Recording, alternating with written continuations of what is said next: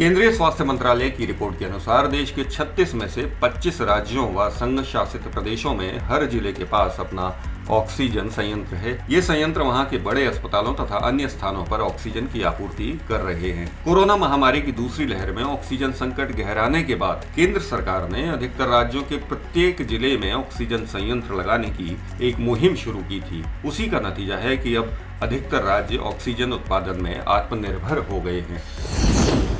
रक्षा मंत्रालय की तरफ से जारी एक बयान में कहा गया है कि देश के कुल 37 छावनी अस्पतालों में अब भारतीय चिकित्सा पद्धति से इलाज संभव हो पाएगा। इन अस्पतालों से स्वास्थ्य सेवा ले रहे छावनी के निवासियों, सशस्त्र बलों के कर्मियों और उनके परिजनों को आयुर्वेद चिकित्सा उपलब्ध हो सकेगी। 37 छावनी अस्पतालों में 1 मई से आयुर्वेदिक क्लिनिक शुरू हो जाएंगे ताकि ज्यादा से ज्यादा लोगों को भारतीय पारंपरिक चिकित्सा का लाभ मिल सके।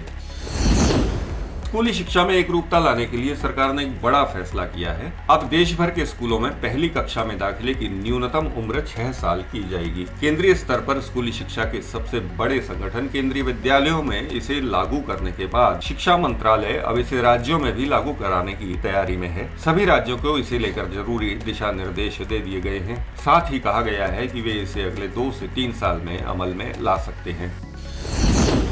उत्तर प्रदेश से आई खबर के अनुसार प्रगतिशील समाजवादी पार्टी के अध्यक्ष शिवपाल सिंह यादव ने मुख्यमंत्री योगी आदित्यनाथ से मुलाकात की। इस मुलाकात के बाद से राजनीतिक गलियारों में चर्चाओं का दौर तेज हो गया है। उधर शिवपाल सिंह यादव की तरफ से इसे शिष्टाचार भेंट बताया गया है, लेकिन माना जा रहा है कि समाजवादी पार्टी के अध्यक्ष अखिलेश यादव के रवैये से शिवपाल आहत हैं। सपा विधायक व प्रगतिशील समाजवादी पार्टी के मुखिया शिवपाल यादव भारतीय जनता पार्टी का हाथ थाम सकते हैं। यहाँ बता दें कि शिवपाल की उपेक्षा करने में अखिलेश यादव ने कोई कसर नहीं छोड़ी है।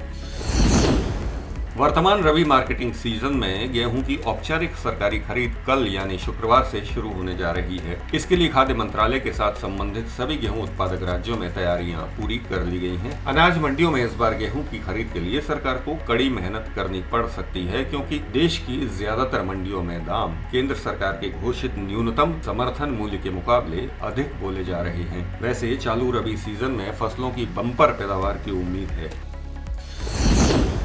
यूक्रेन युद्ध के कारण अमेरिका और उसके साथी देशों के निशाने पर फिलहाल भले ही रूस हो, लेकिन अमेरिका के डिफेंस एक्सपर्ट्स का कहना है कि रूस नहीं, अमेरिका के लिए सबसे बड़ा खतरा चीन है। अमेरिकी रक्षा मंत्रालय पेंटागन ने नेशनल डिफेंस स्ट्रेटेजी की अपनी ताजा रिपोर्ट में ये बात खुलकर कही है। पेंटागन ने ये रिपोर्ट अमेरिकी संसद को सौंप दी है। पेंटागन की ये फैक्टशीट बताती है कि चीन अमेरिका पर गहरा असर डाल सकता है और ये अमेरिका को सबसे ज्यादा टक्कर दे सकता है। पेंटागन के लिए चीन एक बड़ी चुनौती बनता जा रहा है।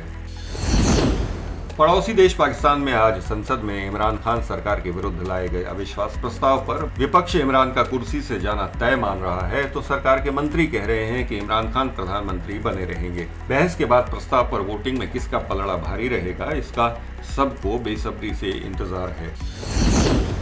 पाकिस्तान में राजनीतिक उठापटक के बीच गृह मंत्री शेख रशीद ने एक बड़ा खुलासा किया है। एक कार्यक्रम में रशीद ने 26/11 के मुंबई हमले को अंजाम देने वाले जिहादी अजमल कसाब का जिक्र किया। रशीद ने कहा कि कसाब का पता भारत को नहीं था, लेकिन तब के पाकिस्तानी प्रधानमंत्री नवाज शरीफ ने भारत को कसाब का पता दिया। इतना ही नहीं, रशीद ने दावा किया कि नवाज शरीफ सद्दाम हुसैन, मुअम्मर अल गद्दाफी और ओसामा बिन लादेन जैसे आतंकवादियों से पैसे लेते थे।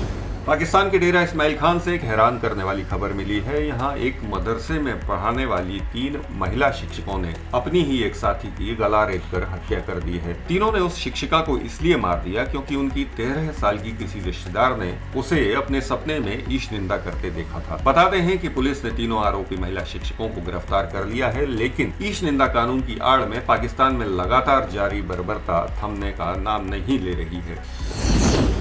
रूस यूक्रेन युद्ध को आज 36 दिन हो चुके हैं और दोनों देशों में से कोई भी एक दूसरे के सामने झुकने के लिए तैयार नहीं है। इस बीच यूक्रेन के राष्ट्रपति जेलेंस्की ने कहा है कि उनकी सेना देश के पूर्व में रूसी सैनिकों को मुंहतोड़ जवाब देने की तैयारी कर रही है। पता चला है कि रूस यूक्रेन के बीच आज एक बार फिर से शांति वार्ता होगी। इस बीच रूस के प्रशासन ने यूक्रेन के मेरियापोल में युद्ध विराम की घोषणा की है। साथ ही चेर्नोबिल से भी रूसी सैनिकों की वापसी हो रही है।